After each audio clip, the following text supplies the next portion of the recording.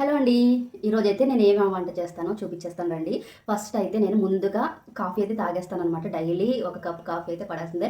వంట స్టార్ట్ చేసే ముందైతే నేను కాఫీ తాగుతాను. కాఫీ తాగేసి కొంచెం రిలాక్స్ అయ్యి వంట అయితే స్టార్ట్ చేసేస్తాను. ఇంకా ఆగకుండా చేసేస్తాననమాట. ఒక 30 మినిట్స్‌లో నా వంట అయితే పూర్తయిపోతుందనమాట. ఒక ఏ చేసినా కూడా చాలా త్వరగానే చేసేస్తాను. కాఫీ అయితే ఖచ్చితంగా తాగాలి. మీలో నాకులాగా కాఫీ అంటే ఎవరికి ఇష్టమో కామెంట్ చేయండి. కాఫీ లవర్స్ ఎవరైనా ఉన్నారా? కామెంట్ చేయడం మర్చిపోవద్దు. పప్పు అయితే ముందుగా నానబెట్టేసాను అనమాట. ఒక గంట ముందే ఇందులోకి ఒక 4 పచ్చిమిరపకాయలు, అలాగే 2 ఉల్లిపాయలు అనమాట కట్ చేసి వేసేసుకున్నాను. ఒక మీడియం సైజ్ టమాటాలు 2, క్యాబేజ్ వచ్చేసి ఒక క్యాబేజ్‌లో సగం అనమాట. ఇలా సన్నగా కట్ చేసి వేసేసుకొని కొత్తిమీర, పసుపు, ఉప్పు, కారం వేసేసుకొని ఒక గ్లాస్ వాటర్ వేసేసుకొని కుక్కర్ ఒక 3, 4 విజిల్స్ రానివ్వాలనమాట.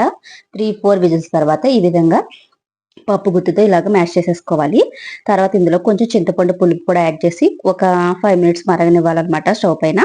ఆ తర్వాత దీంట్లోకి తాలింపు వేసేసుకోవడమే. నిజంగానండి నేను ఫస్ట్ టైం వండాను క్యాబేజ్ పప్పు టమాటా కర్రీ. నాకైతే సూపర్‌గా నచ్చింది. మీరు కూడా ట్రై చేయండి.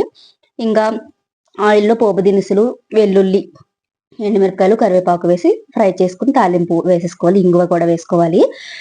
ఇంకా వెల్లుల్లి హెల్త్‌కి చాలా మంచిదండి. హార్ట్‌కి ఇంకా మంచిదనమాట. నేనైతే ఎక్కువ వెల్లుల్లి వేసుకుంటాను. ఏ పప్పు అలాంటి వాటిలో. మీకు కూడా ఈ వెల్లుల్లి అంటే ఇష్టమా? కామెంట్ చేయండి. Bye bye.